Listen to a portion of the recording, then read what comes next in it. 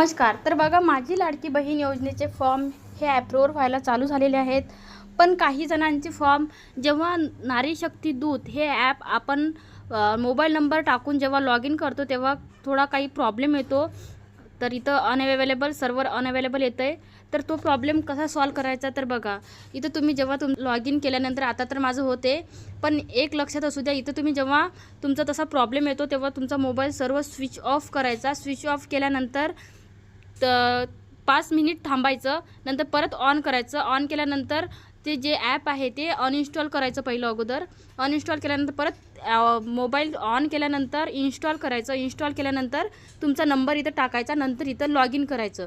आता log in केल्यानंतर बघा इथं थोडं लोड होतं आहे, कारण आता ॲप्रूव्ह व्हायला फॉर्म चालू झालेला आहे आणि भरपूर जे लाभार्थी आहेत ते याचा तर आता व्हेरीफाय OTP येणार आहे. आता माझा येतो आहे, माझा पण असाच प्रॉब्लेम झाला.